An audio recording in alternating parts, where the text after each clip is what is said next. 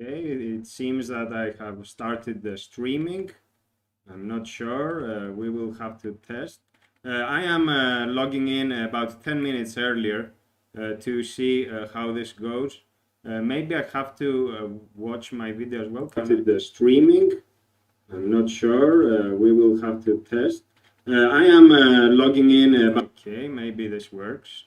But you will have to tell me. Hopefully, this all goes as planned. I don't know. Hello, IA Falco 2. Hello there. You are live. Thank you. Thank you. Can you hear me, or is there any latency in my audio input? Maybe we can find that. I just want to make sure that everything works in technical terms here. Okay. Is there any latency? Maybe there is. So I say something and then it comes to you a few seconds afterwards, maybe. But at least if what I am saying is in sync with my lips or whatnot, then that's good. I will start at 1 o'clock as I had scheduled, so it's 10 to 1. Okay, loud and clear, thank you. Oh, Martin Alexander Sergio, hello there. No latency, it seems. That's good, thank you. Divest. There seems to be about 5 or 10 seconds, okay, of latency.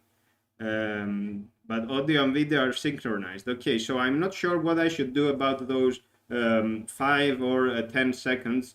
Maybe I should go to OBS, but I am not sure exactly what I should do. So if we have the audio and the video that I am outputting in sync, then I think we should not touch it. So 30 seconds of latency. Okay, okay. I don't think, I'm not sure how to do that right now. Maybe I can do it from inside here. I'm not sure. Edit, maybe. No, this has to be something else. I have to search it. As I said, this is my first time. I have no experience with live streams whatsoever. I've never done one before and I have never participated in one. So it will be a bit slow. You will have to bear with me. And if someone has some experience on this matter, maybe you can tell me how to get it done. Let me check. Here. I'm not sure what I should do here. No, I'm not sure. I'm not sure. I also don't know much about OBS. That's the truth of the matter. To adjust your bitrate, restart the stream. But if I restart the stream, this will get recorded and I will miss it maybe, right? With latency, no one. Okay, okay. Okay, so since we cannot deal with latency, we will have to bear with it for now and see how it goes. Oh, hello, Andrew. Hello. Hello there. Video is in sync, but YouTube reports 31-second live latency. Okay, thank you, Radek, for that. I'm not sure if I can do anything about it now. I'm not familiar with it, but hopefully it won't be too bad if I keep it as it is, and we can hope for the best. What's the time right now?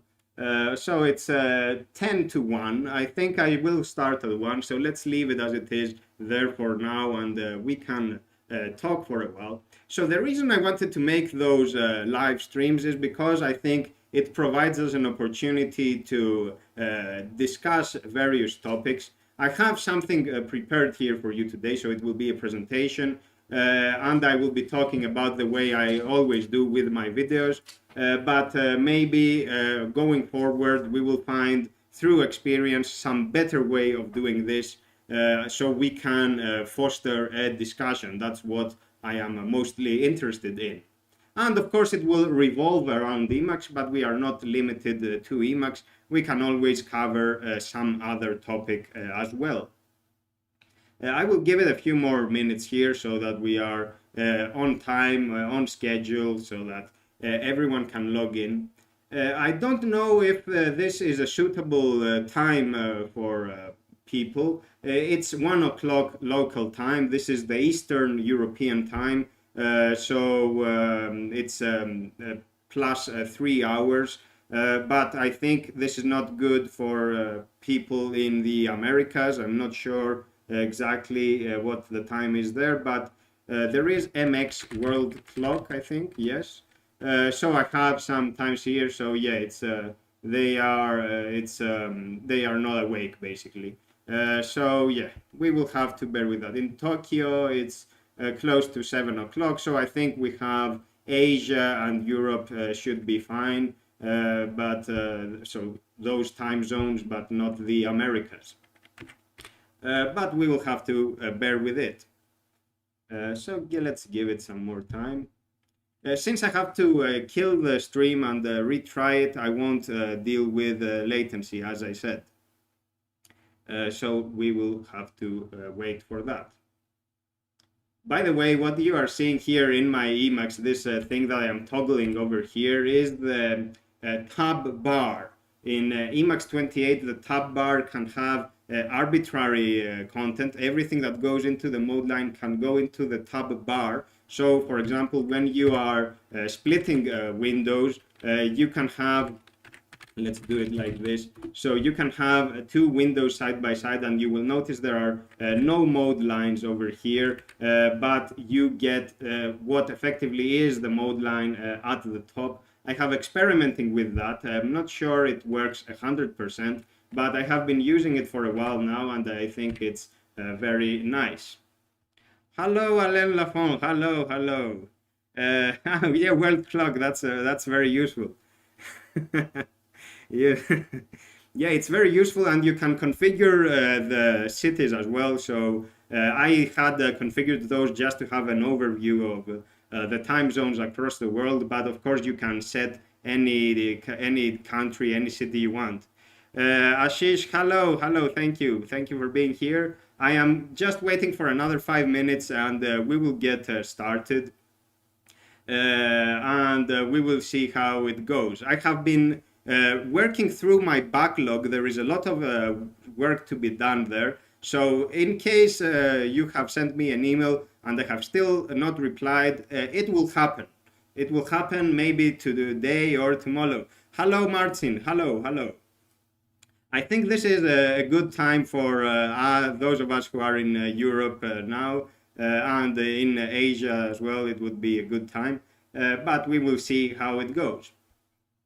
So I am almost ready. As I said, in case you just arrived, I will wait until 1 o'clock, so we are exactly on time.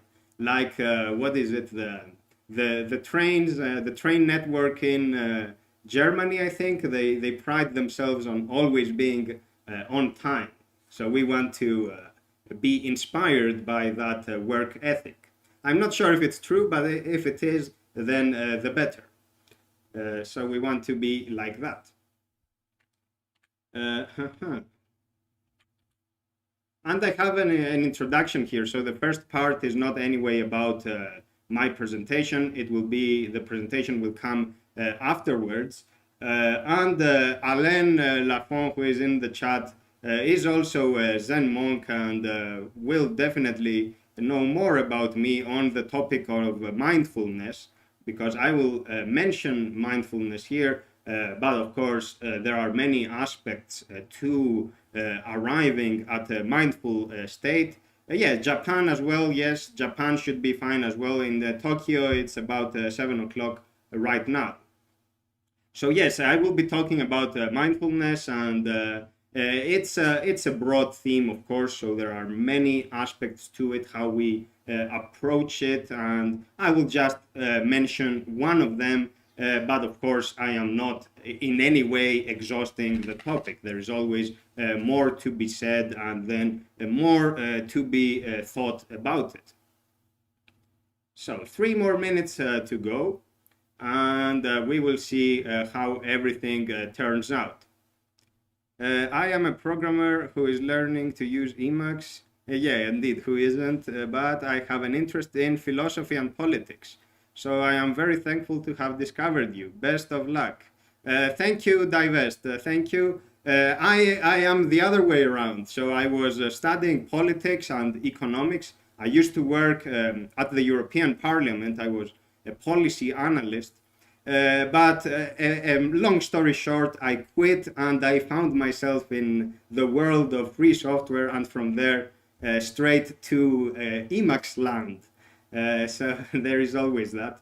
Um, but yeah, I think there is an overlap between programming and politics and philosophy and economics. And basically, when you are at that level of thinking, systems, it's always about systems. So how different things come together and how the factors in their interplay give rise to emergent realities.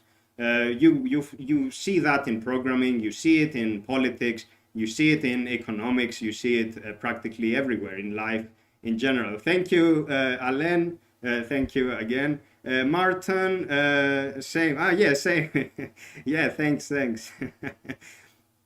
I think there are a lot of people with this area of interest. So politics, philosophy, and the humanities in general. There is a mailing list, by the way, Emacs Humanities. You can find it on the, I forget about now the exact URL, but you can find it where you find Emacs Devel and all the other mailing lists. You can find Emacs Humanities as well. And it would be nice if we had a discussion revolving around the humanities or the liberal arts. That's how they call them in the United States, I think. And it would be nice if we could have a discussion revolving around Emacs and the humanities, so that intersection. Hello, Hugo. Hello. Hugo Nobrega. I think that's Portuguese, right? Bom dia. Bom dia. I used to collaborate with Portuguese people. They are some of my favorite people. Protesi live stream. Yeah, exactly. So it's 1 o'clock and we are just in time to get started. So I will go ahead with my presentation. I live in one of the most controversial in terms of politics, so it's great that you're dealing with that as well. Greetings from Israel, yeah. Greetings from Cyprus. We are neighbors and this place is controversial as well. So I can relate exactly to what you are saying. We have a complex history here in Cyprus, for the better or the worse, but it is what it is. Bom dia, Hugo. So let's start with the presentation. It's 1 o'clock. So I want to offer you an overview of how I plan to do live streams. So of course you know me. I am Protesilaos, also known as Prot. I always do that because I find it funny. I started doing it organically, but I think it's funny now and I keep doing it. Oh, hello from Brazil. So it must be early over there. Hello. Bom dia.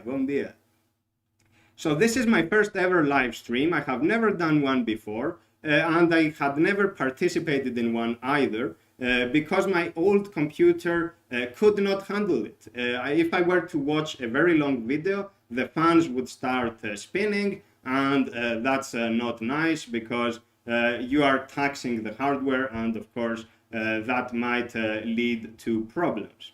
But whereas now I have better hardware, a bit better hardware, so I think it's time to experiment with this new format. And of course, in case you don't know, I talked about my woes with my laptop, so with my previous computer, in the last video. I did it a couple of days ago, and basically the long story short is that the Emacs community bought me a new computer, including this camera and the microphone I have here on my side. So my idea is that in the chat you are of course more than welcome to send me your questions, and I will reply to them at the end of the presentation. I will go through and reply to them. Or I might, if I might catch something while I am changing chapters in this presentation, I can reply to it right away. And of course, if you want to raise some topic which is not directly related to this presentation, we can do that as well. I have no problem whatsoever. But the idea is that I will conclude this and then we will proceed with the chat. So today's topic and the topic of those future live streams will be about Emacs. Emacs, not exclusively though, Emacs in relation to something else. So sometimes Emacs may be tangentially related to what I actually want to talk about. Because I will be elaborating on some broader theme where there is a connection with Emacs, but it is not limited to Emacs. And today's presentation is like that as well. What I will talk to you about today is the process of approaching a new subject of sophistication or of intellectual interest, a new subject of intellectual pursuit. And I will link it to Emacs's capacity to take notes with efficiency and generally help us capture and then retrieve our thoughts, our recorded ideas. If you wish to follow live streams that are exclusively about Emacs or related technological topics, you can follow some of the people I have here. It's Andrew Tropin. I saw Andrew in the chat as well. Andrew talks about Emacs and also about the Geeks system. So there are lots of interesting topics there. You will have to check them out. There is System Crafters, David Wilson in particular. System Crafters talk about practically everything in the Emacs space. They cover a broad range of topics from the basics to the more advanced. There is practically everything there for users to have a look and learn. Both new and experienced users can learn from System Crafters. And there is a website as well. I forget the URL right now. It's systemcrafters.cc, I think, something like that. Hello, everyone new to the chat. Hello there. I will check again. Okay, if there is a meeting, no worries, because this will be recorded, so you can always watch it afterwards at your own convenience.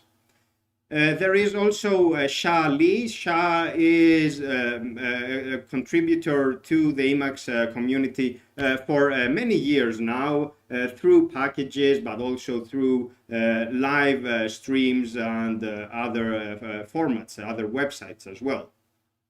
There is Sasha Chua, which I know had a live stream some time ago, but I'm not sure how often there are streams in this channel that I provide the link to here. Maybe there is a Twitch, but I am not familiar with Twitch.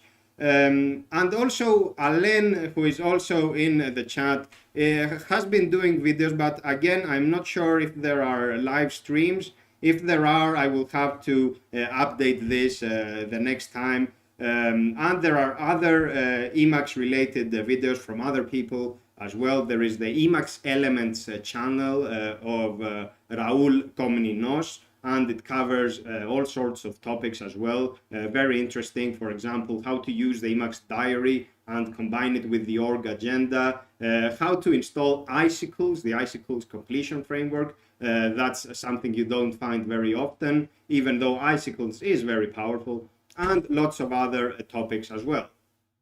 And there is Mike Zamansky, who has been contributing to Emacs, to the Emacs community for a long time now. Lots of videos that talk about several packages, videos that are of an educational sort, so you always learn something in them. Mike is a professor after all. And in my .emacs there is a section towards the end of the file where I cover some of the work of other people, and I provide links to them. It is not an exhaustive resource. I always keep adding more people. For example, earlier today I added Adam Porter, also known as Alpha Papa, maybe you know, on GitHub or on Reddit.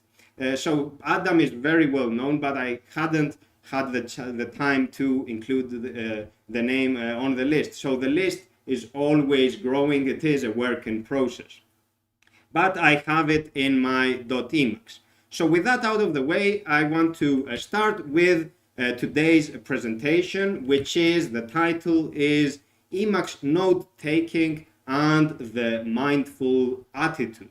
So we want to connect how Emacs can be used as our second brain, so as our tool for heightened productivity, but also how we have to remain mindful of our own condition, of our own state, in order to make the first brain and the second brain work in sync, so work synergistically and deliver the best possible the best possible result.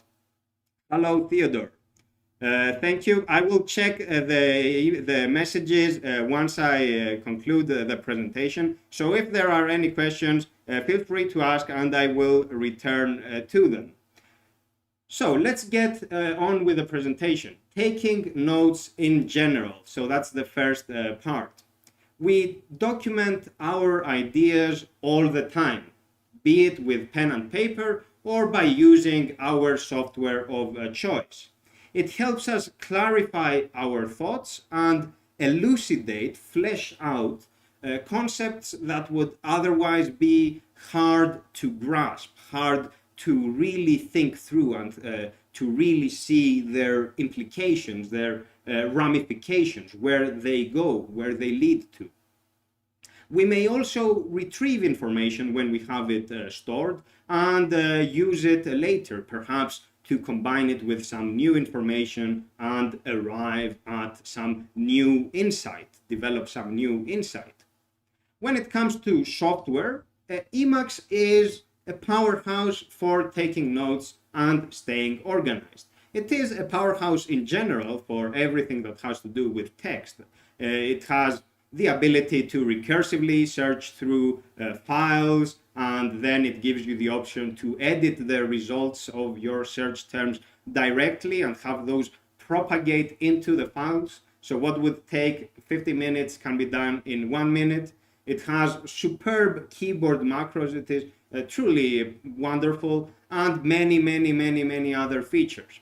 But there is also in the Emacs milieu the highly acclaimed and the rightly acclaimed org mode.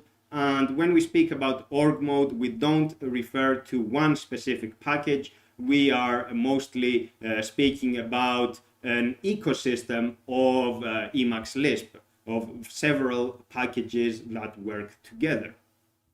At its core, org is a lightweight markup language similar in spirit to Markdown.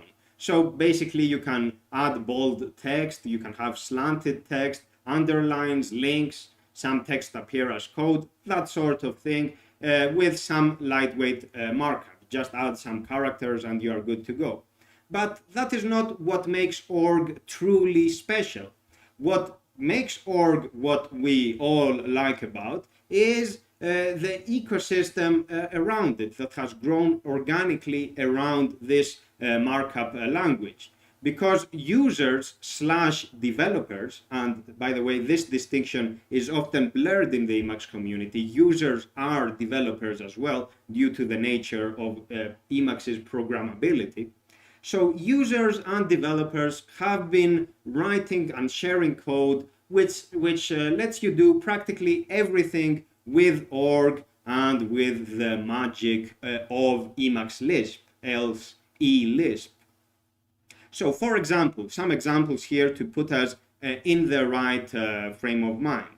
You can use Emacs and by extension org to develop your getting things done workflow. Maybe you will follow that methodology faithfully, or you will add your own spin to it. You can organize your agenda, your daily agenda, weekly, monthly, yearly agenda, schedule tasks, add appointment notifications, and all sorts of things that have to do with the agenda. You can also track your habits and have a graph with the consistency of your results, and so on and so forth. You can write a journal. There is a package for that called org journal. You can maintain a personal knowledge base using the Zettelkasten method or some variant thereof. So there is the org-roam package, and there is also Zetteldeft. So, and there are other packages as well in that vein. You can publish a website entirely with org, or at least by exporting a specific document to HTML. And you can always export to other formats as well, including LaTeX and PDF. You can use org and Emacs to do literate programming. So you can mix together natural language and code, and you let Emacs extract the code and parse the code while you allow humans the opportunity to read ordinary language. So it is the best of both worlds. You can learn something new with flashcards and spaced repetition. There is a package called org drill. You can draw linkages between various contexts, such as by connecting a particular email message to a to-do item. And I will mention this later as well. It seems that the possibilities are only limited by one's imagination. Of course, all of the above can be achieved without org, provided one is willing to experiment with alternatives and some custom code. And you may want to do that for educational or recreational purposes. It doesn't really matter though. The point is that Emacs is all about choice. You are not forced into one specific paradigm, one specific workflow, one specific way of doing things. You can always mold it into something that makes sense for you. And to be organized in that regard. Hello to everyone that is in the chat now. As I said, I will be answering questions later once I conclude the presentation. So please write them there and I will revisit those messages. Thank you. So yes, as I said, the point is that you can mold Emacs into exactly what you want. There is no canonical orthodox way of using Emacs. You can always adapt it to your needs, and that is perfectly fine. That is desirable. And this is all possible because Emacs is programmable and extensible. You just write or anyhow provide some Emacs Lisp and it can evaluate it live. To evaluate in this context basically means to install the code, to make it available in your live session of Emacs. Though chances are that there already exists a package which covers everything you would need to accomplish your goals. So you don't actually have to write your own code. You can come into Emacs, just install the packages you want, or even with the standard Emacs distribution, and get things done. It can be very effective without a single line of custom code. João, hello, bom dia from Cyprus to Brazil. Hello, Chic. So as I said, yes, keep on with the comments there and I will revisit them when I conclude the presentation. So Mina says something about the Church of Emacs. Yeah, of course. Yeah, that's a running meme, a running joke. It's funny, of course, I say. But anyhow, Emacs can help you develop a second brain. So let's cover this and then we will talk about mindfulness. By using Emacs and org, if you want, with all of its accoutrements, we have the basic components we need to set up our very own second brain, or exomind, as it is sometimes called. Exomind literally means outside mind. So something that is outside of us, yet operates as if it were a mind of ours. But let's call it second brain.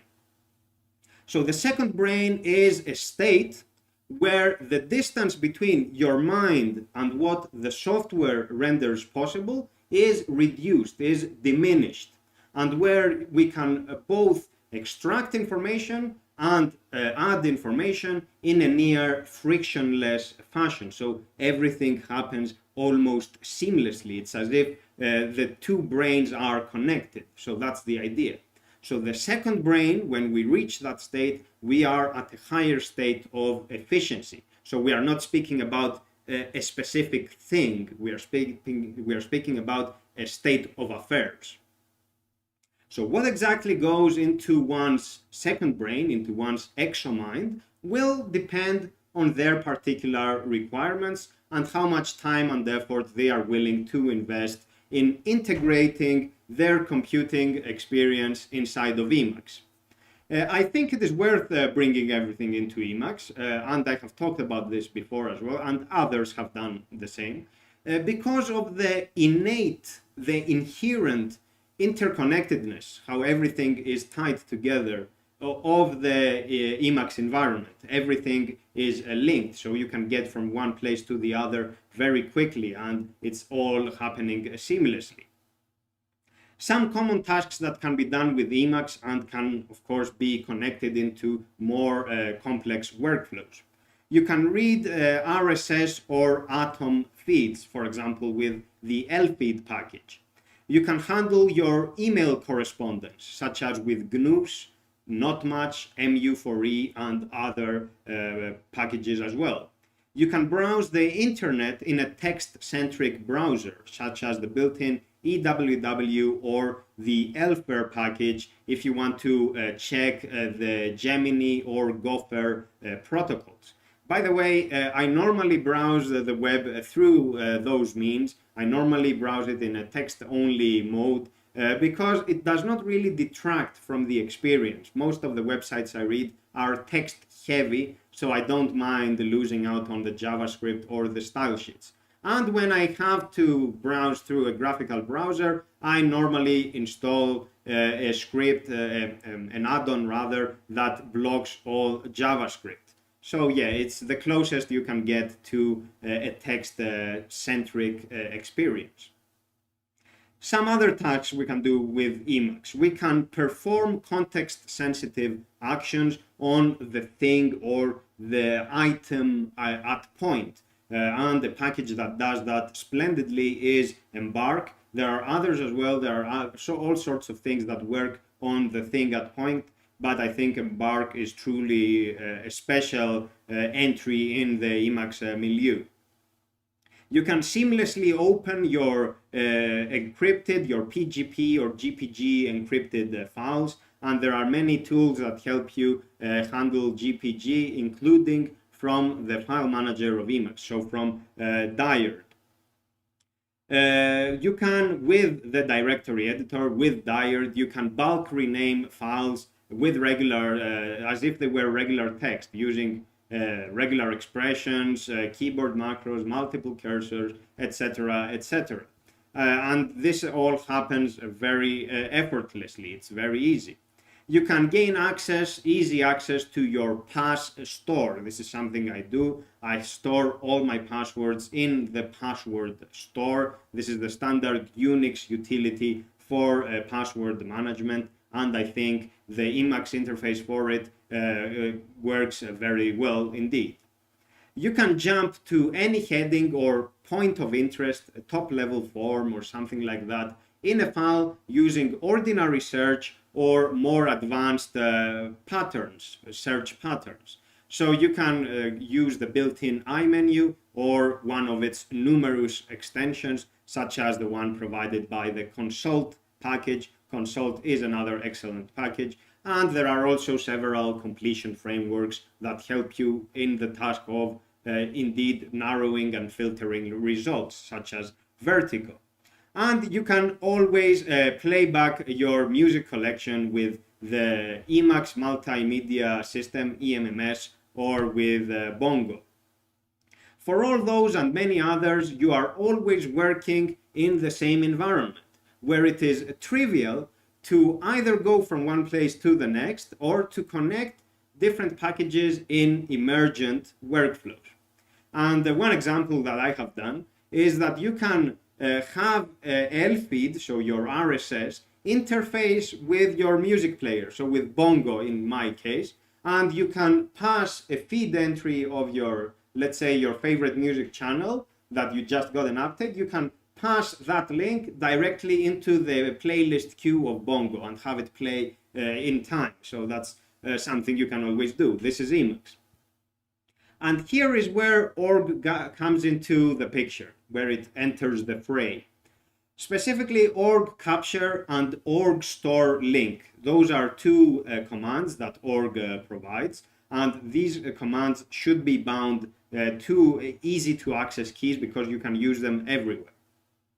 And what they do is they allow you to quickly store any kind of structured note and to create a direct link to the context from where that note was taken from. You can use them together or in parallel, so it doesn't really matter, but they accomplish similar tasks.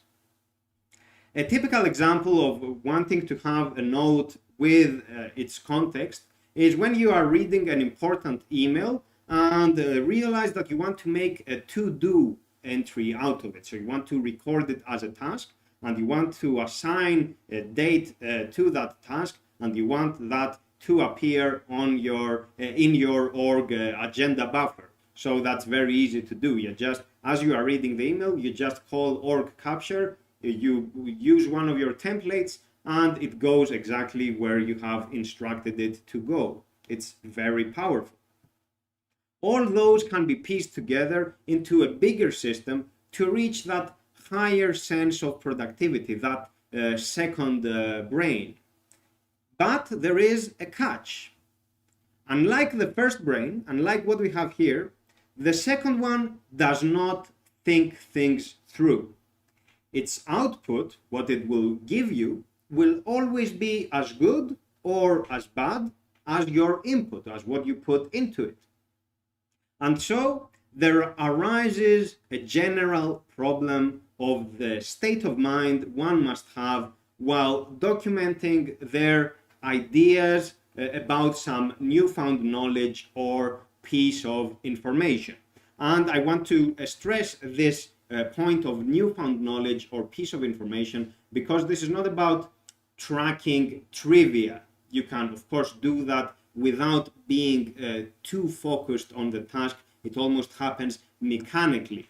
But here I want to emphasize the need for something that is more sophisticated, something that requires your undivided attention. You cannot be multitasking. You have to focus on the thing, on the task at hand.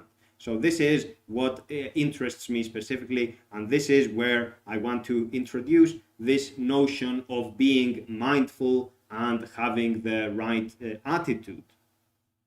So I want to say that even the most efficient text editing setup, even the best second brain, will not be able to affect, to change your mindset, your disposition towards knowledge and learning. It will never achieve that. All it does is provide to you, surface to you, the information you gave it.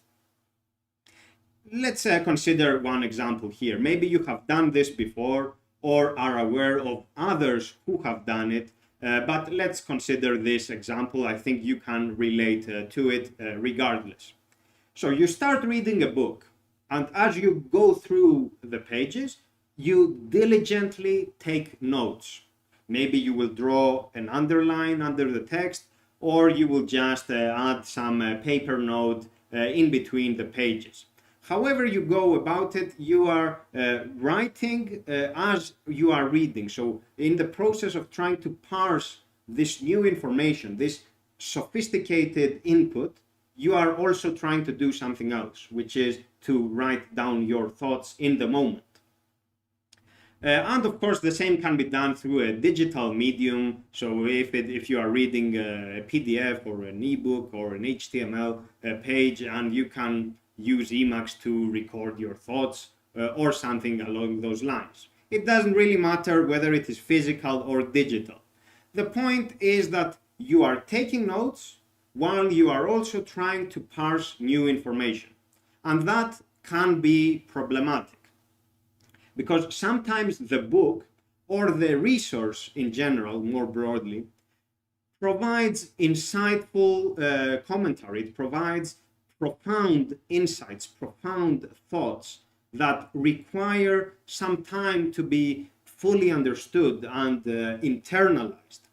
You may have to read and reread the text before you are in a position to assess its content, before you understand the implications of those ideas, before you realize how they, where they ramify towards, where do they lead to, and at the point where they lead to, what springs out from that point, and so on. So you have to really think things through. It's not something that you can do like this on a flash.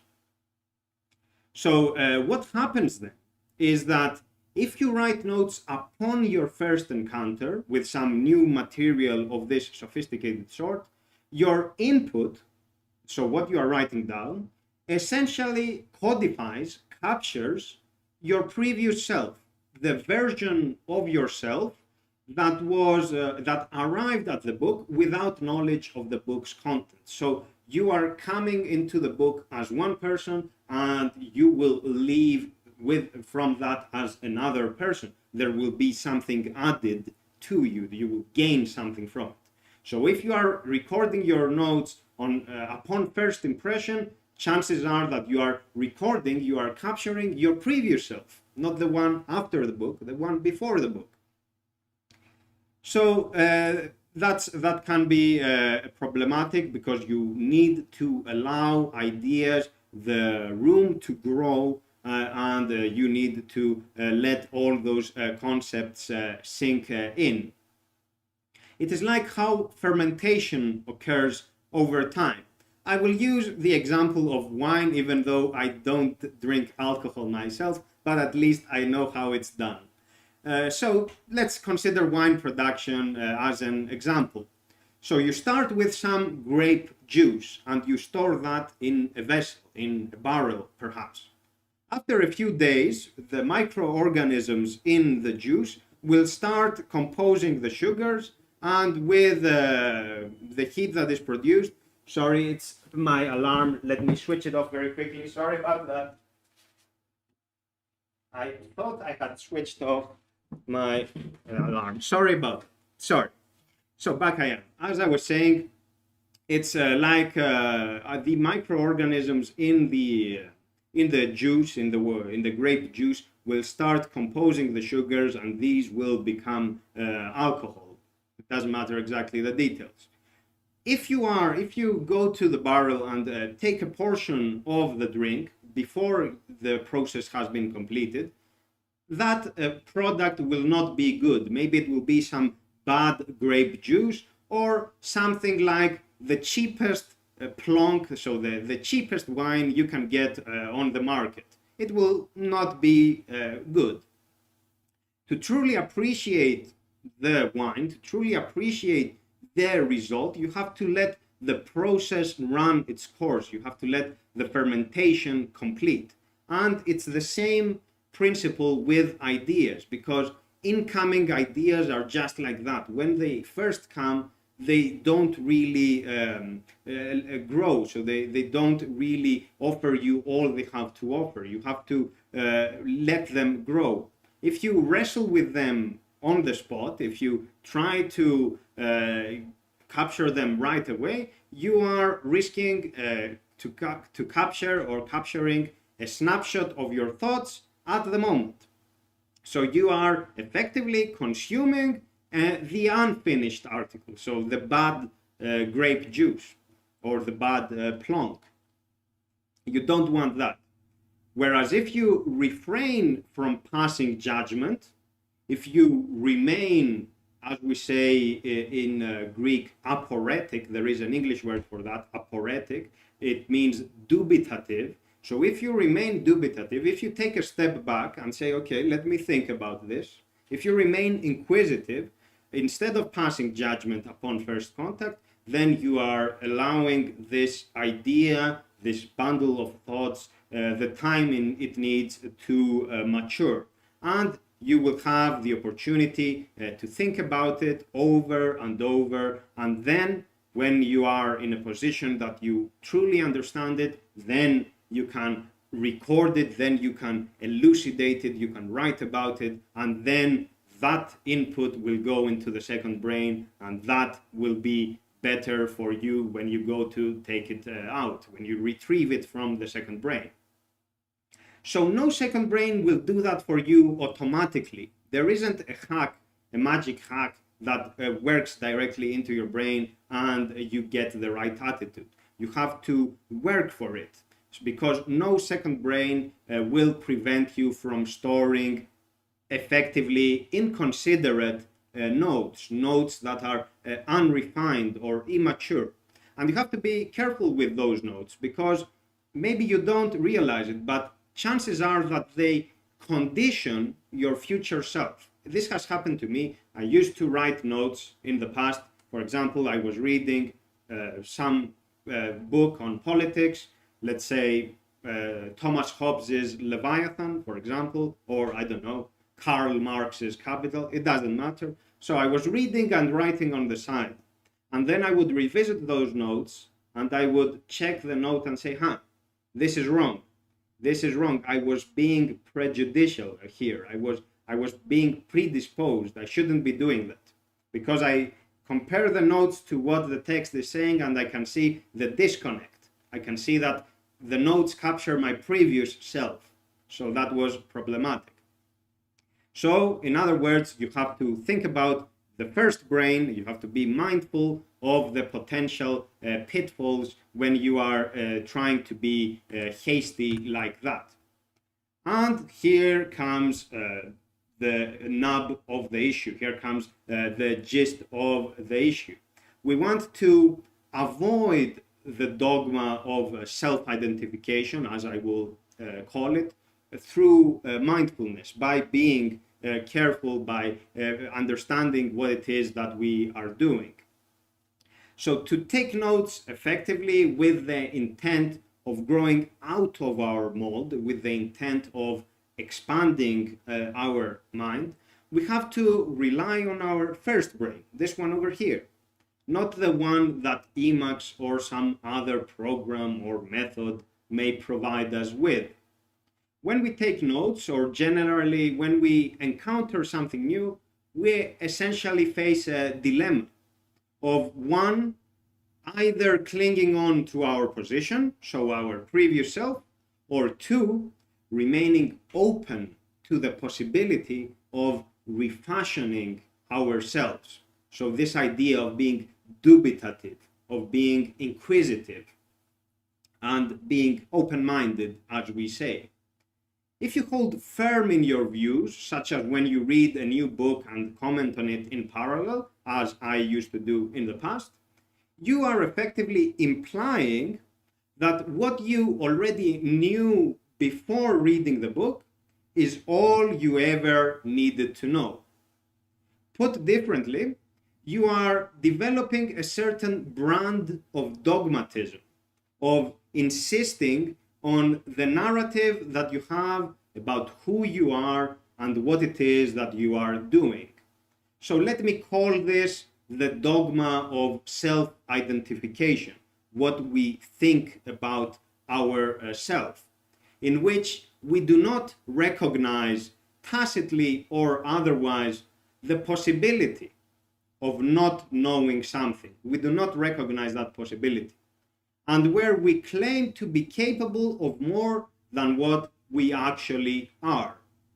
So we are being pretentious, we are lying to ourselves when we have this predisposed, this combative, this eristic, as the word is in Greek, attitude, this combative spirit of, okay, I came to this and I will just criticize it right away. Don't do that. It is a trap that anyone who wants to flourish as a person should actively try to avoid. When we engage with new material, when we want to be mindful of our condition, we have, as I said, we must be open to our actuality. So we must admit to ourselves that we are not omniscient. We are fallible. So what we know now may be incomplete, it may be inaccurate, it may be partial, it may require some more consideration. It is a work in progress. We are a work in progress. There are always influences out there, whether they are environmental or the works of other people, which affect us and which allow us to grow. So there is no scope for hypocrisy here, for pretense here. There is no need when we are in our own mind and speaking to ourselves. There is no need to fake being tough or being smart or whatnot. We have the tendency to do that in front of others. We will not admit our mistakes. We will not admit our weaknesses. And I can understand that, but at least when it comes to our private conversations, we want to be honest because we want to acknowledge our shortcomings, our inadequacies, and we want to be able to surface them, reveal them, bring them to the fore, and then scrutinize them, study them carefully, and work towards circumventing them. It's a work in process. It requires time and effort. And so when we take notes, when we learn in general, because this is not about note taking as such in the narrow sense, our goal, our objective must be to always keep open a window that looks into the unknown and let that window show us something that we have not seen before. Take as much time as you need to think things through. Give ideas the space they need to grow and become fecund, fruitful. Let them do that in time, just like trees grow in time, just like plants, just like everything in life. Then, just like the farmer who respects the land, reap the fruits in a spirit of sustainability. And sustainability in this context means in a way that allows new ideas to grow, ideas to keep growing, to keep springing into mind. And this may happen perhaps by exposure to yet newer concepts all the time. So this idea of open-mindedness.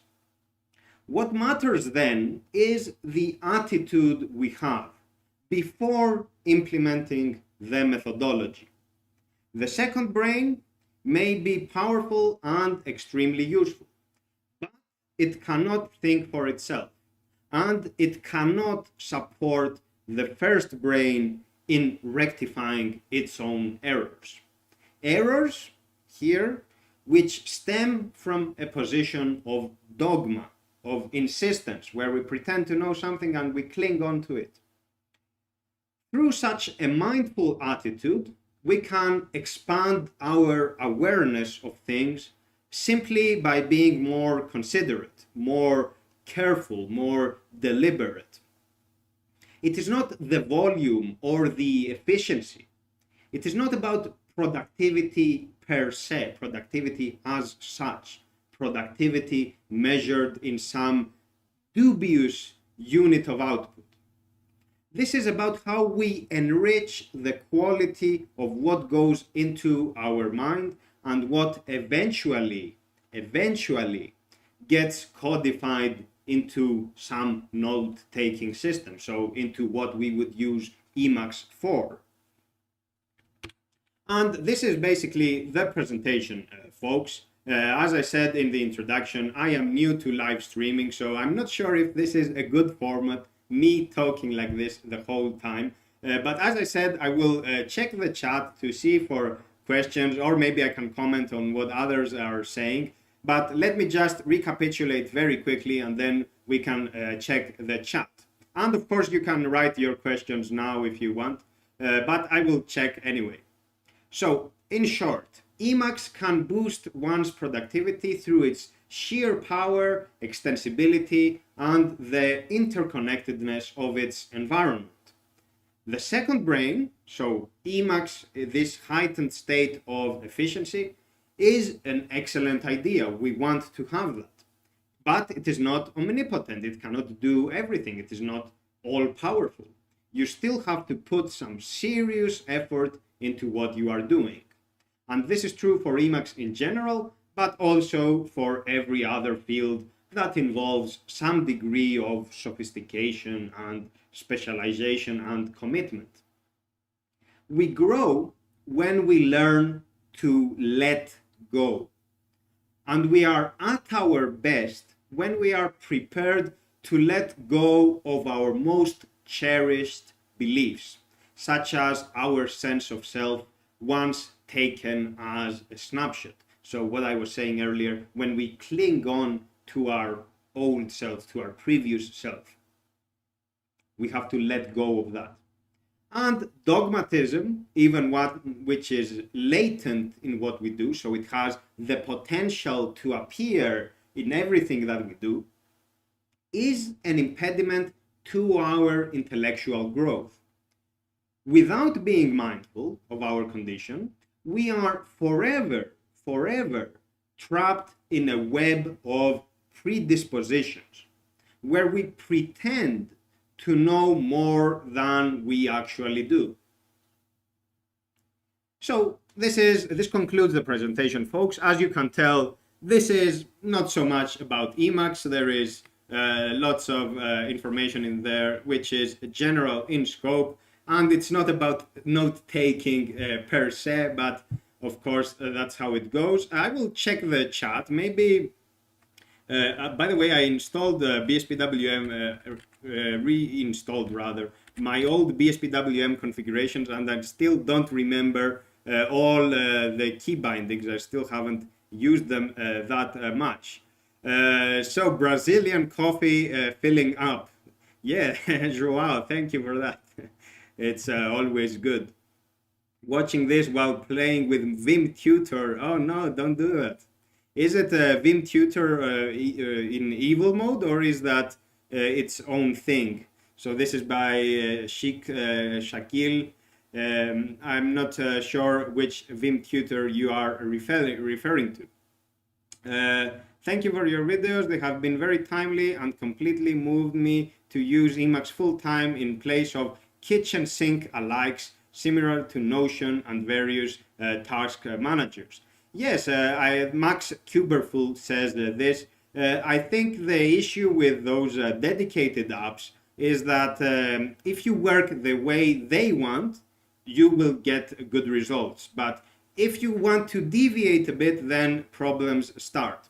I remember characteristically back in 2014 maybe, or something like that. I wasn't even a free software user at the time. There was this app for the MacBook. I had the MacBook which was given to me at work. It wasn't mine.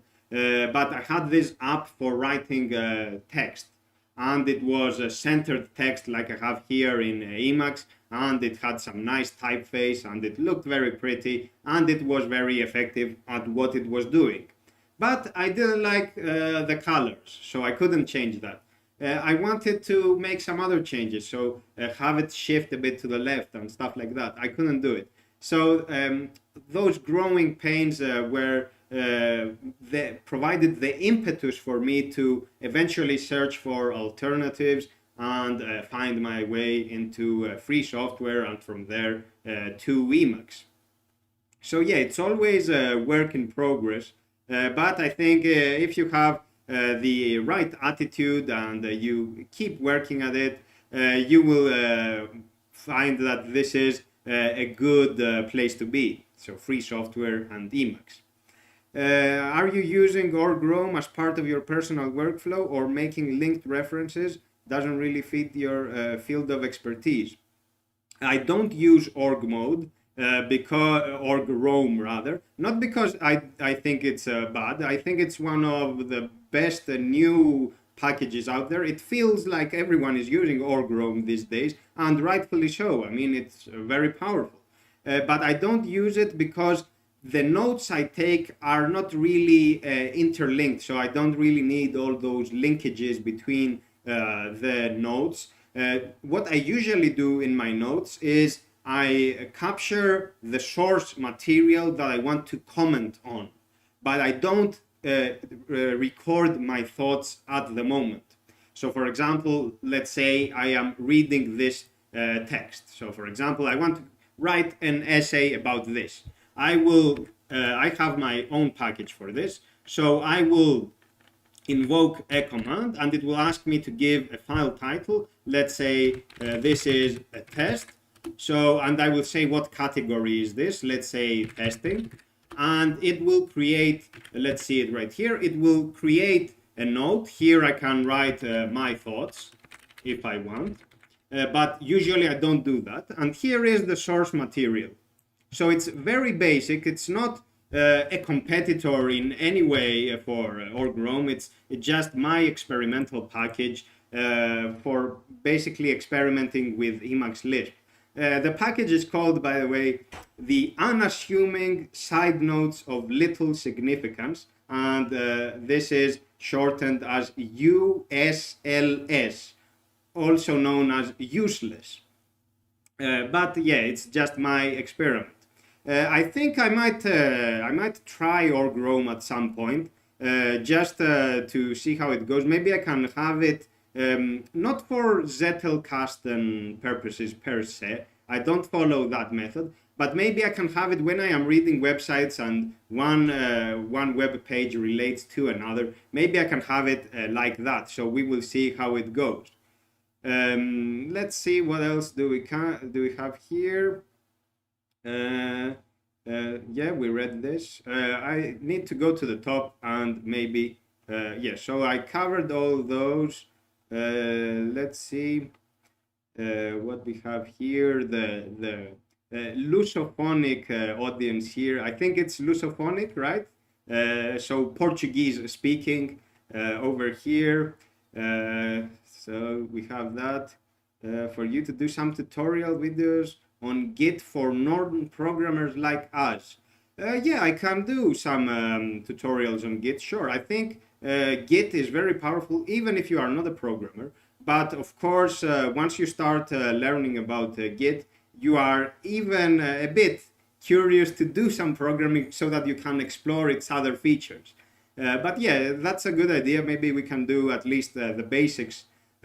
Also, not related to Git, I noticed yesterday in Sasha Chua's Emacs news that there is a new package called VC Backup. And that might be something that can be used to have version control of your local files without Git. But I don't know, I have to check, okay? Thank you for your excellent videos, says Jafir. I can only half follow the stream because I'm in a meeting. Don't worry. As I said, this will be recorded and you can watch it at your own pace. Theodore says, thank you so much for all your tutorials. They helped me immensely in my Emacs journey, and I already managed to convert 3 fellow sysadmins, oh wow, to Emacs by pointing them to you. Oh, that's great. I haven't converted anyone in my local community. The people here are not tech savvy. Most of them are senior citizens. This is a remote region in the mountains. So I will never succeed in converting anyone to Emacs. And I don't think even GNU Linux in general. But that's how it is. What can we do? Thank you for the informative videos and articles. You are welcome. I think we read this, yes. No. Let's see what else. Yeah, thank you, Minas. I am a humble servant of the Church of Emacs, indeed. So what we have. Anyone else from India? Ask Sheikh Shakil. I think this would be a good time in India right now for the streams, right? If in Tokyo it was 7 when I started. I think India is 5 hours from Greenwich. I'm not sure, but it should be okay. You're grown. What do you use to show your presentations? Yeah, of course. I would be remiss if I didn't talk about that. So let's go to my prot Emacs over here. Let's have this thing at the top. Let's go to prot logos. And here I have my own extensions. They are a wrapper around all sorts of packages. There is this section in my .emacs. So if you search for prot logos, you will find it. And there is Olivetti, is the package that centers the text in the buffer. Variable pitch mode, this is built in. I didn't use it now, but sometimes you can do Emacs variable pitch mode, and it will use your sans serif or proportionately spaced font. So that's something that you may want to do for your presentations. I have a toggle for variable pitch mode. I think it's very nice. And just to toggle it again, just to show you, you will notice that this text here, which is provided as a code, is monospaced, whereas the rest is proportionately spaced. So that's mixed fonts. My themes in particular do this out of the box, and some standard org faces do that as well. But there is a package called mixed fonts, I think, .el. You will have to look that up in case you want to have monospaced and proportionately spaced fonts in the same buffer. Then there is org tree slide. This is the package that creates slides, so-called, out of the org headings. So every heading is a slide, and basically what it does, it's using narrowing, so standard Emacs narrowing, but it's very nice to have.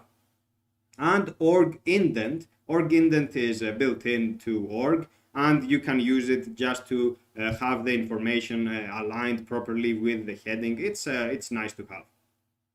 There is scroll lock. I didn't use this. If you press scroll lock on your keyboard and you just move around, you will notice how it scrolls with you. If you disable scroll lock, you will see it doesn't follow the point. Scroll lock mode is called, and again I have a toggle for that. I have another toggle for the mode line to hide it, but this is no use when I am using what I have now right now, the tab bar at the top. But if I have it like this, so the mode line at the bottom, and I enable the presentation, the mode line will be hidden, but not the tab bar that I have here. So what I did earlier, I disabled the tab bar as well.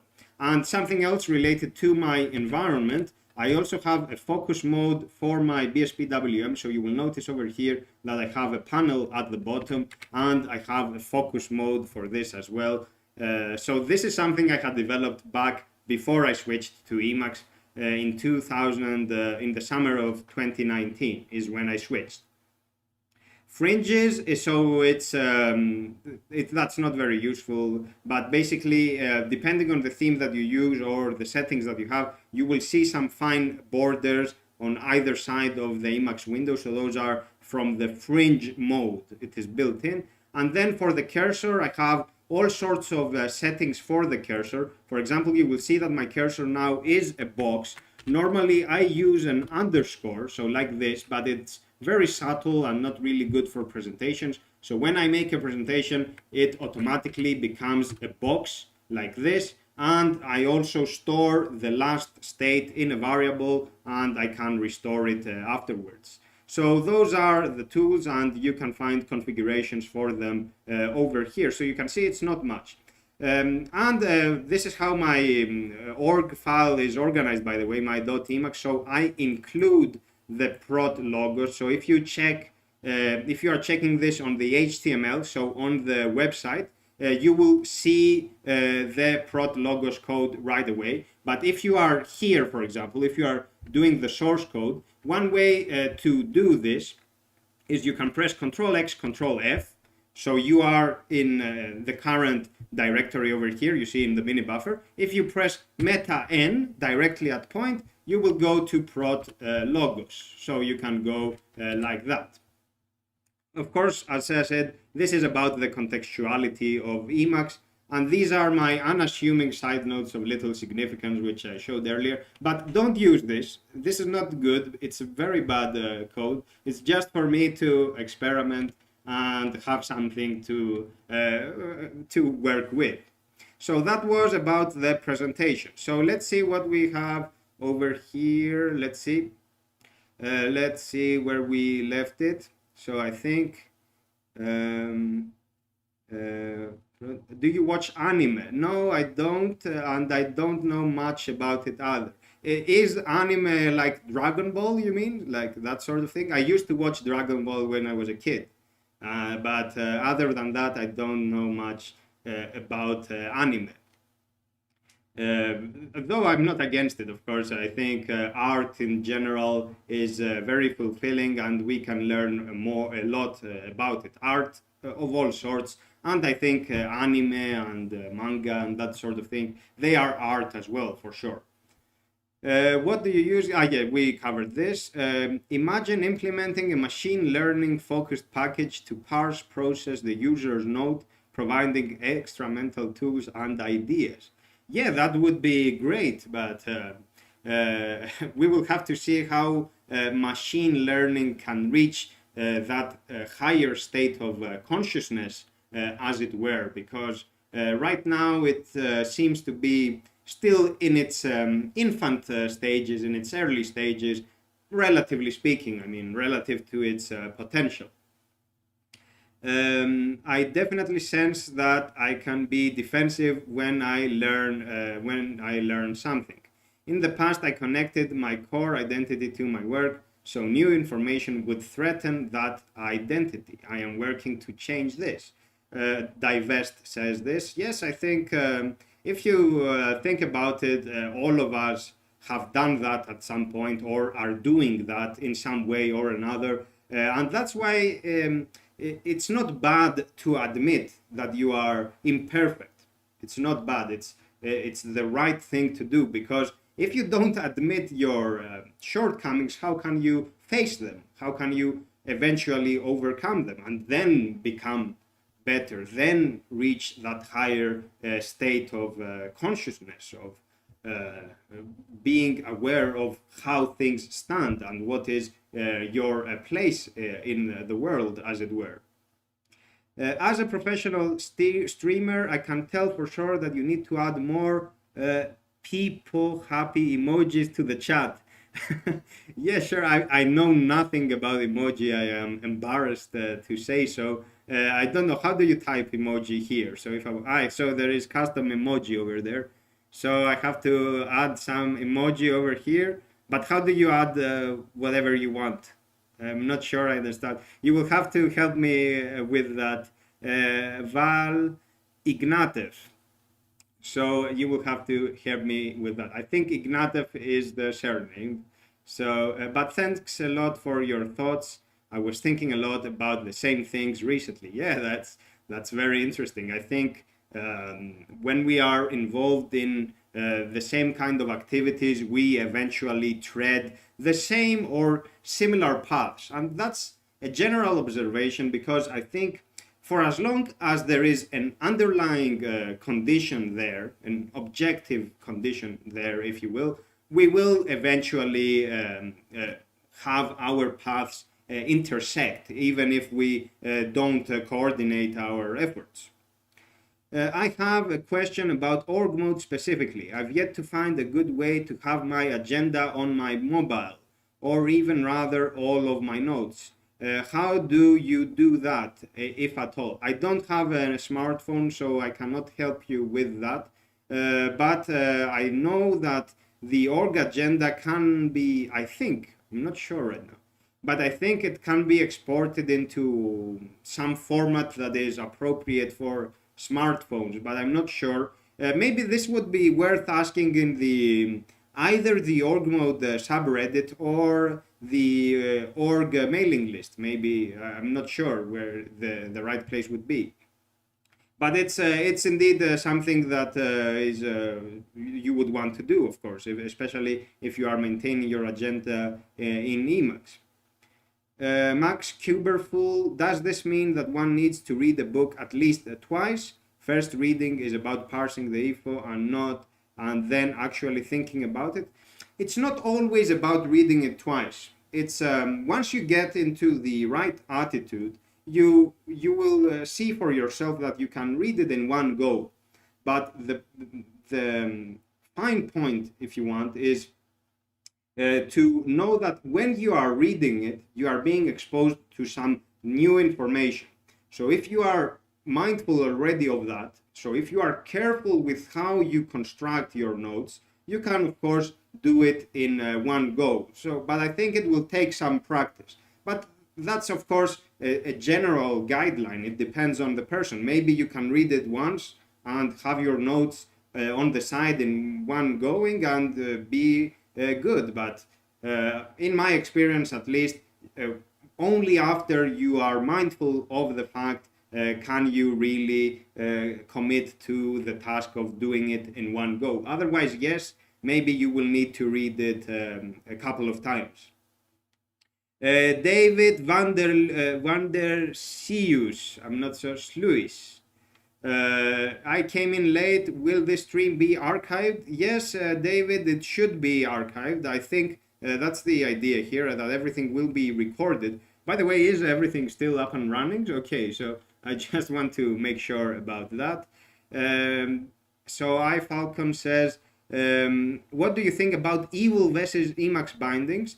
Before switching to Emacs, I used to be a Vim user for about 3 years. And of course, Vim keys are very ergonomic when you are using a QWERTY keyboard layout, so you can be very efficient. There is no doubt about that. I think everyone agrees with that. But I also think that Emacs key bindings are very effective as well. Right now, I don't have a good keyboard. This is just a generic QWERTY keyboard. So I don't really have one of those where you have the modifier keys in your thumbs, at the reach of your thumbs. But if you have such a keyboard, then of course Emacs key bindings will be great. But even with a standard QWERTY keyboard, if you remap if you remap caps lock as control, that already improves the situation greatly. I think it's a matter of getting used to it. The thing about Emacs key bindings and why I am using those, even though I was a Vim user before, is that they have a certain logic to them, and it is easy to build on that. So once you track the patterns, it is then easy to add your own key bindings without messing things up. There is a section in the manual which explains which key bindings the user can use, which are reserved for the user and which are reserved for other purposes. But you can always remap any key in Emacs. This is your configuration. You can do whatever you want with it. But as I said, it takes some time. It takes some getting used to. But once you do that, I think there isn't really a difference. I haven't noticed a great difference in productivity. Because here comes the other thing, which I, of course, realized while I didn't have a computer these past few days, is that most of the time, we spend time thinking about what we are reading or what we are about to write. So it's not really about the typing speed. Usually the blocker, if you want, is what we are currently processing in our mind.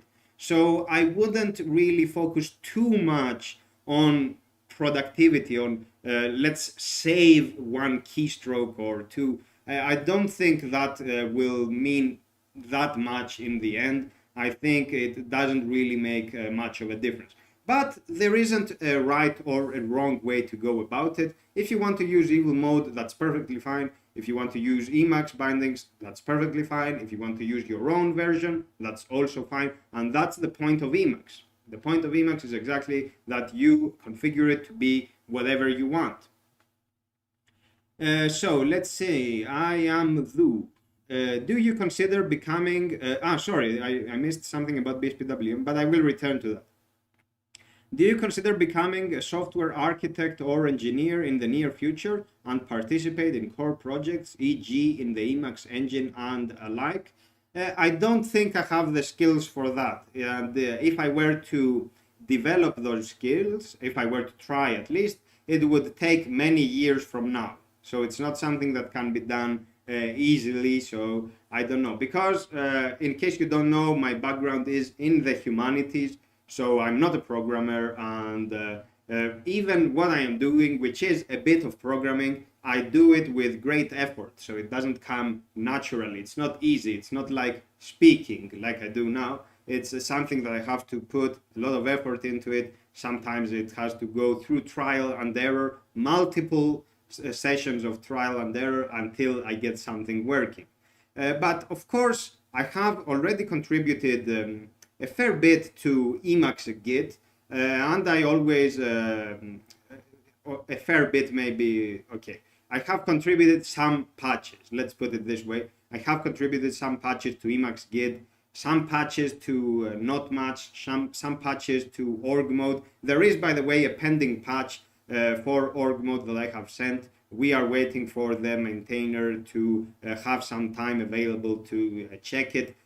So yes, you don't really need to be a software architect or engineer to contribute to Emacs.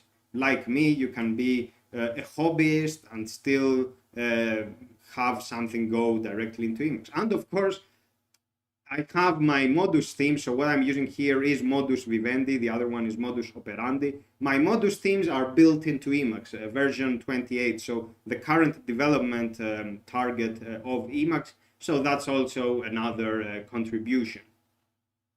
But of course, the more you know, the better. I'm not against the idea of learning more in the field of programming. Spring 9271 says, hi all, glad to see Prot online and streaming, just dropped by to say hi. So hello there, happy to see you here. So let me go back to the BSPWM question. Also kind of surprising that you prefer BSPWM in a world where Xmonad exists. I have never tried Xmonad. So back in the day when I was a regular GNU Emacs, GNU Linux rather, GNU/Linux user, I knew the basics, but I wasn't that experienced. I wanted to switch to tiling window managers, and I went with i3 for a while. I think that was circa 2016, something like that. Shortly after I switched to GNU/Linux. So I went with i3. I liked it, but I was bored, so I wanted to experiment with alternatives as well. This was part of me exploring the space and trying to learn something new. So I wasn't really working towards some specific objective. I was just trying things out. So I experimented with DWM. I don't know any C, so it was a bit difficult for me. Then the other one was Herbstluft WM. I think Herbstluft may be similar in concept with Xmonad, I'm not sure. I liked that because you could control it with shell scripts, and at the time I wanted to learn shell scripting, but eventually I found BSPWM and I switched to it, and everything followed from there. I developed my computing environment around this window manager, and I quit BSPWM around 2019 when I switched to Emacs full-time. And even now, I'm not really using BSPWM that much. I am just using Emacs full screen, but I thought I would have BSPWM because, for example, this layout over here is very easy to have. If I go in the other workspace here, let's have it like this. You see I have some windows over here just for me to check that everything was working. So yeah, it's nice to have those intricate tiled layouts. You can check my extensions for BSPWM if you want. They are in my dot files. But yeah, Xmonad, I'm sure it's good. I've heard great things about it, but I have never tried it myself. Says, hope you know. Love his English. Thank you very much. I try to improve my English as well. And this is actually one of my motivations for doing videos even back in the day. I think I started recording videos in 2016, something like that, because I had moved to Cyprus. I used to live in Belgium before. I had moved to Cyprus, and here no one would speak English. They know English, but with me they would speak Greek. We are in the southern part of Cyprus where they speak Greek. In the northern part they speak Turkish. And they would only speak to me in Greek, so I never had the opportunity to practice my language skills. And the most difficult part is not knowing the vocabulary. That's actually easy, or the grammar or whatnot. It's actually being in the flow of speaking, because it's like practice. It's like exercise. If you don't exercise, you are a bit rusty. So it's the same with language. If you don't practice it, you have trouble expressing your thoughts. You're putting your thoughts into words.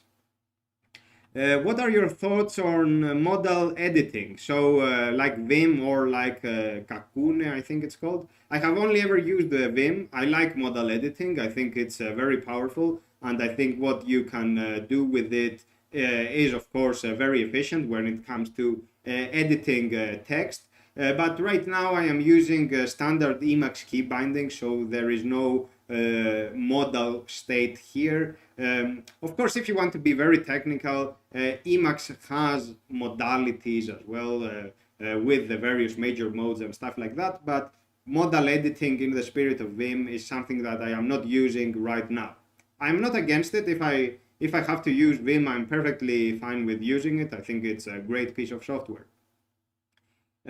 Christian says, thank you so much for your videos. In one of them, you mentioned you were using Debian and will remain using it. What's your rationale for this decision? Maybe that was an older video because now I'm no longer using Debian. But let's say why I would keep using it. I would keep using Debian because I think Debian is very reliable once you have reached a point where you know exactly what you want. If you are in the phase of experimenting and wanting to try new packages and stuff, then Debian is not the right place to be because, of course, the Debian stable has older versions of packages. But if you know exactly what you are doing, then Debian is a very predictable environment and you can get exactly what you want out of it. Now I am using Arch Linux. Arch and Debian are the two distros that I have been using throughout the years. I switched to free software in the summer of 2016, and for about half the time I was using Debian, the other half I have been using Arch Linux. Now this is Arch, and the reason for that is that I wanted to have newer versions of some packages, and also because I think that Arch as well can be very stable. If you know what you are doing with Arch, it's very easy. I think if you get past the installation phase, which is not difficult, by the way, everything happens as if you are. It doesn't make a difference. Let's put it this way: it doesn't make a difference. Once you install your system, everything is practically the same. So afternoon at 4:20 p.m. says Sheikh Shakil. So I think you are referring to what the time was in India, right? So that's the perfect time. Okay, great. So here it was around 1 o'clock, and there it was about 4:30 or something to that effect. To fix the crosshair cursor on your BSPW taskbar, you can use. Yeah, of course. I didn't even notice that. Divest. Thank you for saying that. You are right. You are right. I have to do this. You are absolutely right. I will have to add this. I didn't even see. I can see it now. Now I cannot unsee it. I hadn't even seen it. You can tell that I am using just Emacs without using the mouse. I have been using BSPWM now for a few days and I didn't even see it, the cursor. So yeah, this is something that I will do afterwards. What do you use set Q only for a single value at a time? It is easier for you to cook. Yes, I am aware of that. I actually have a note in my .emacs about this. And I explained that you can indeed, like style A here and style B here are the same. But there are actually some cases where I use this. For example, in my modus themes, you can see here, I have only one set Q form over here, and I have everything inside of it like this. But you will notice that, for example, here we have an association list, so an A list. So you have, it can be tricky sometimes when you have all those lists and lists of lists. It can be tricky for people to copy them. So I prefer to have everything in a single set Q form, with some exceptions, because it's easier for people to copy. It's easier for me to copy it when I am answering an email, for example, and when I am perhaps pasting that information in some comment or whatnot. But otherwise, yes, it's you can use a set queue, a single form, and that actually might be better. So yeah, and again, it's always however you want to do it. Thank you for the exhaustive demo. You are welcome. But what is this? Borg is for iOS, Orgsly is for Android. So I think you are referring to the agenda, right? Borg and Orgsly. I think I use Orgsly and I'm totally fine with it. Okay, good. Hey Prot, do you plan to switch from Jekyll to some Emacs related solution? Yes, of course. I switched to Jekyll in 2016. That was even before I switched to GNU/Linux. Before that, I was using WordPress, and even before that, I was using Blogger. The reason I have not touched my website is because I have lots of files over there, and because back in the day I didn't know that much about making websites. There may be some legacy setup there, some weird setup there that I have to check and make sure that nothing breaks. I don't want to have broken links all over the place. But at some point when I find time, I will definitely be looking for alternatives, because I think Jekyll is the only thing I have on my machine that needs Ruby. So the Ruby programming language. And I have no problem with Ruby itself, but I think it doesn't make any sense for me when I'm working with those other languages to just have Ruby out of left field. But yeah, it's a work in progress. It's something that I have to do, but I have to find the opportunity. So it's not that easy, unfortunately. Philosophy and Emacs, what a lovely combo. Thank you. Do you have a suggestion on how to set up i3 tabs like in BSPWM? I'm not sure what you mean. So you mean the tabbed layout, so where you have basically every window be like this, and then at the top you have tabs to switch between them? If that is what you are saying, I don't know how to do it. I haven't thought about it. Because as far as I can remember, i3 has the tiling layout, then it has a tabbed layout, and then it has a stacked layout, right? I think it has those three. I don't know how to do those in BSPWM.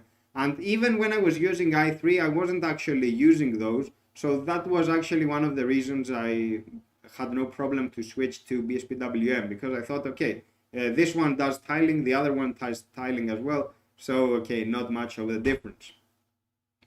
Andrew says, great talk as usual, like your approach to the study and life. See you soon. Thank you, Andrew, for being here. See you soon. And maybe now that I have a new computer, I can also participate in some live streams. So not just talking the whole time, but also watching. But this is something that I have to do. As I said, this is my first time doing a live stream, and we will see how it goes.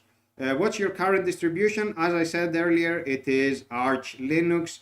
What are your thoughts on systemd versus non-systemd? Okay, that's an interesting topic, because I think everyone has their opinion. I don't have a strong opinion on the matter, because I admit that I don't know much about init systems. I understand what they are doing. I understand their utility in the grand design of the distro, but I don't know the intricacies of an init system. So if you were to give me two pieces of code, let's be the objective observer here, the judge, as it were. If you give me two pieces of code, so one is extracted from systemd and the other is from, I don't know, runit or some other init system, and you tell me which one is the better one, I cannot make a decision. I don't know. I cannot say. I understand what people are saying, that systemd is more complex because it does all those things and it is not in line with the Unix philosophy and that sort of thing. But I think if we judge by how complex computing is becoming these days, I understand why distributions like Debian or Arch Linux are defaulting to systemd. I can understand why. But as I said, I don't have an opinion on the matter. I'm not an expert in this field, or not even an expert. I'm not even knowledgeable, not even an expert. So there are degrees to that. I'm not even knowledgeable. Thank you for answering. You are welcome. You are most welcome. And I think this is all for today, folks. I have been talking for, I don't know, I think, for 1 hour and 20 minutes, it must be. So I think this is all for today. The text of my presentation will be available on my website. I will provide a link to it in the description. I'm not sure I can do it right now, but let's say I will do it after the fact. So I will provide a link to it in the description, so you can copy this text. This is standard org mode, so nothing fancy about it. I will copy it verbatim into my website. K Vadrat says that the stream was awesome. Thank you. I think it was an interesting experience. I liked it. Let me copy, by the way, this exit route, because I will otherwise forget it. I have to find some way to interact with this window without the mouse. But I will see what I can do with that.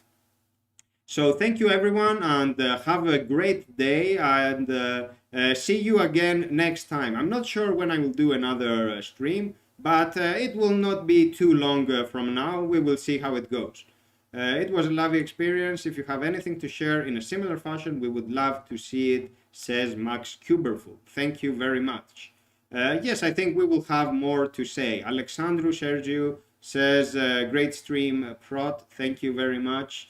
Divest says, thank you for your time. Lots to think about in the spirit of the theme. I am a different person now with this new understanding. That's the right attitude. Simon, hello Simon, hello there. I joined late, but I'm looking forward to watching this later. Thanks. You are welcome. It will be available, and as I said, I will provide the text of the presentation. I will share it on my website, and there will be a link to it in the YouTube description. Have a great one, Prot. Thank you very much. Thibaut says thank you, and you are welcome. And Edas says thank you, Prot. Ciao. So that's all for now, folks. Goodbye. Take care. Let me see if